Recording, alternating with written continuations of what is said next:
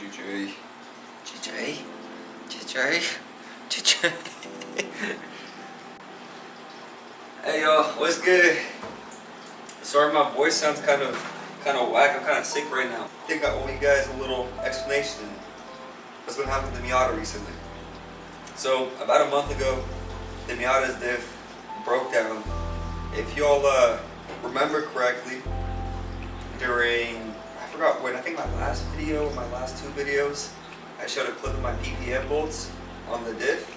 Now they're hanging out low. And because of that, it started hitting and the diff would basically just went kablam. But I figured with lack of content, I'll give you guys a little history lesson on the Miata and why I'm thinking of parting ways with it. Ever since then, I couldn't fix the car because I'm in a transfer diff. For some reason, 1/6 diffs right now aren't available for some reason. Oh my god, my cat's scratching the post. God damn. I've been real broke recently. I'll be honest with y'all, my pocket's been hurting. That's why I haven't been able to get a diff. One, no one's selling 1/6 diffs. But two, I can't afford one. And I think I'm fine to get one. There's one on sale right now. With that being said, let's go back a couple years. Originally, I planned to get the E30. I had an acquaintance back in the day who, during that time, he said he had the cleanest E30. Like one of his friends had the cleanest E30 for sale for that price. It was a 318. I forgot what year E30 specifically, but it was just white. On the pictures, it looked beautiful. It was running and driving apparently. I'm like, okay, for 3 or 4K, let's do it. And we go and we start driving. This drive is deep. It's 4 to 5 hours out. And only to find out in person, this shit's complete dog ass. I don't know why they decided to do this. Everything, the entire car and the interior was trashed out. It was misfiring like crazy, leaking oil visibly from the engine. And I'm like, what the fuck? Well, I felt type of way about it because I spent so long trying to find a car and I love BMWs. And so that just happened to me and I'm like, fuck man. So we drove 4 to 5 hours back home. And once we get home, about a couple of weeks passed and my older brother sends me a listing for a Miata.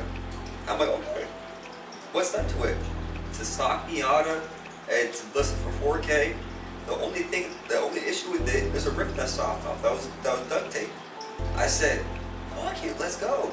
This one's a little closer. I drove about 3 hours and it was clean as everything I wanted. And I said, yeah. So I offered him 3.5K. He picked it up and I drove it home that day. It was February 6, 2022 when I bought that car. So I've almost owned the car for 3 years now, and immediately, right when I came home, I started showing Tylee, I started showing all my homies about it. I'm like, yo, check this out. Everyone was hyped up for me. I washed it and cleaned it.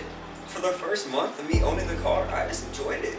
I would drive on back roads, I would drive it everywhere, I would eat my lunch in there, and it was just nice. But the issue that I found while driving it a lot too, the clutch started to slip a little bit. And I was curious, I'm like, well, fuck. It was only slipping in 5th, going like 70, like you can, I don't even know if it's going 70, that's over exaggerating honestly. Until one evening, my cousin from Florida came down in town and he said, dude, he's got this new car, let me drive it. I'm like, yeah, bet. He owns a Z back on home, you know, he knows how to drive manual. We were driving, he absolutely smoked my clutch. Gigi's just going fucking crazy first of all. She wants to, like all of a sudden, bro. Anyways, my cousin flew over from Florida and he drove the car, absolutely toasted the clutch. I'm talking about 3rd, 4th, 5th weren't usable. At that time, my uncle had a shop that I could use and I went and I bought an XD clutch. It was on sale and I loved it. We installed it in a night. A couple months later, I just started doing basic maintenance on it. I started fixing small issues. My window was getting stuck. It couldn't roll up all the way. The car had one major problem, and that being the soft operator. And of course, living in the Pacific Northwest, that kind of don't fly here. That shit don't really fly. And my interior literally flooded one night. I had puddles. I had a whole little ecosystem. I thought I saw koi fish in my passenger seat. I just had to go, take it off, replace the soft top. I just got a cheap one off of eBay. I got a glass pack on there because I hated the plastic ones. They were ass. Shortly after that, my car started running really hot. I replaced my thermostat housing, and also replaced all the hoses along with it. and that solved the issue. Before messing with suspension, I really didn't know what the price range for coilovers are and what to look for in coilovers, and I really wanted to slam it, right? My whole kind of goal of it was making this cool little stance car that I can just have fun with. And so I bought teens. I paid $800 for mine, and I only slightly lowered mine. I didn't like how they felt. They're okay-ish coilovers for the price. And then I had a few hiccups with the Miata. One of my clutch cylinders went out, so I replaced that quickly. I decided one evening, scrolling through Marketplace, I saw a set of wheels. I found some Workmeisters. I thought them shits were cool as fuck.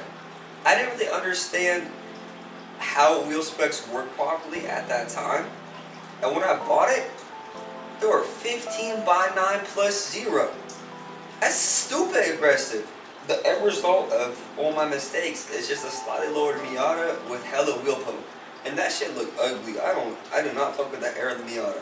I started really getting determined on making a proper build and really wanted those wheels to fit. So I decided to research my suspension, and I found this brand called Destroy or Die.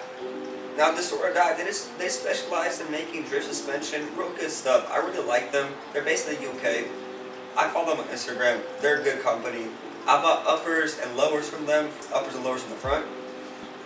And also, of course, to run that camber, I had to buy extended tie rod ends as well. Now my extended tie rod ends, and also another part that I bought, are from a guy called Aerofab. With all my front cambers situated, I got my extended tie rod ends and my front and lower control arms. I was running, I think, -10. I got my alignment up and going.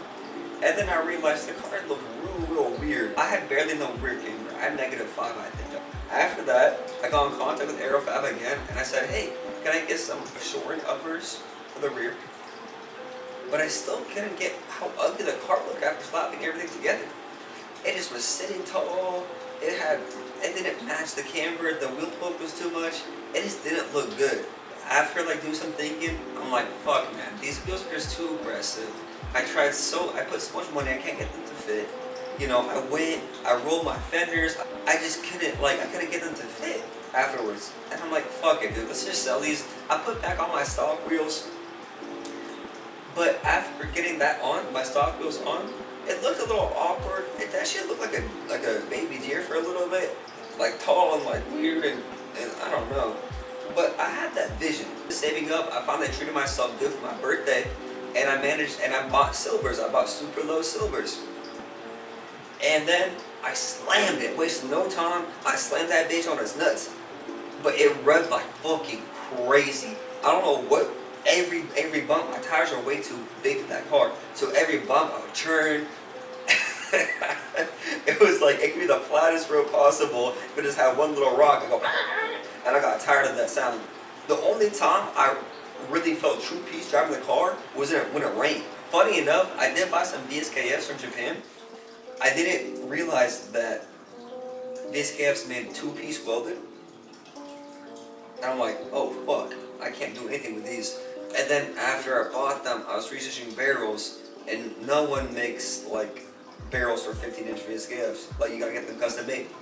And so I'm like, okay, well that would look cool, but I sold the VSKFs. Around that time, Kansai dropped 15-inch tandems, and I was instantly sold. I thought they looked amazing. And so I saved up my money, and I spent a pretty penny, and I bought a set of them.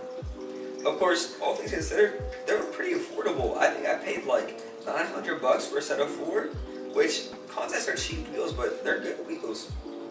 I wasted no time. Once my tires came in, I slapped them bitches on and put them on my car. And I felt like it was just a really big achievement for me. You know, I spent years and years just trying to build up. I said years and years, I just 2, but I spent a long time trying to fix it up and trying to get it to a point where I think it looked good, and it finally was looking good. It was almost peak until one rainy night. It was dark, it was raining, I couldn't see anything. I hit something, smack, cracked my pan. I was like, oh, my pan's cracked. And so I sourced out a pan, I cleaned it real good, I made it look real nice and shiny. And then I went to my uncle's shop and he helped me replace my pan. And I have some clips I'm gonna throw up here in a little bit. And once I replaced the oil pan, I put a skid plate on there and everything, and I did everything proper. After I fixed up the Miata, I decided to treat myself. I'm like, what is it missing? It's missing a lip kit. I was too broke to afford the full lip kit, so I just got the front lip, but I made it look real cool. Really just appreciated the car. But I was thinking to myself, man, I really want to start drifting. I really do, right? And so I lifted the car up a little bit by an inch, and then I also removed the rear cameras. I didn't have plans to drift the car, but I've been doing a lot of thinking recently. Quite simply, after daily driving the car for almost 3 years, I'm getting tired of the size. I just want something bigger. And honestly, I want something faster too. This thing's slow as fuck. But the whole reason I got into drifting, or like into cars in general, is just when I was super young, I used to watch all those toge videos of the Japanese racers down those mountains and with their flared out body kits and their bright colors, and I'm like, dude, this is fucking sick. I've been wanting to drift since then, and like all my entire feed is all drifting and whatnot, and I really want to pursue that.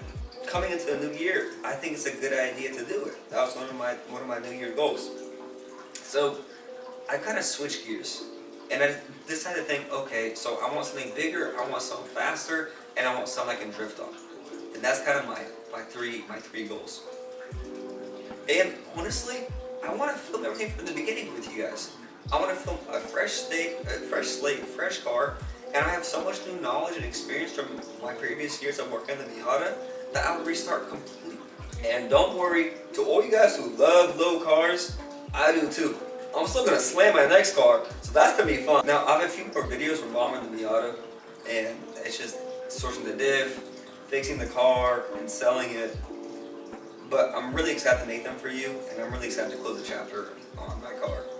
And once again, if life was perfect, maybe in the future, once this YouTube shit gets all up and going, maybe I'll import units. Who knows? I think that'd be an awesome review. I just want to say thank you to my Miata for giving me the memories and experience. That car has really taught me a lot. And one last thing before I wrap this video up, I just want to say thank you to all you guys who come along to this journey so far and to watch me work on my car and learn with you guys. I think we're at 60 subs right when I'm recording this. And once again, I really appreciate every single one of you guys, and I'm really thankful from the bottom of my heart. So again, much love to everybody, much love to everyone who stuck around for my journey. I wish you guys a happy new year, and thank you for watching this video.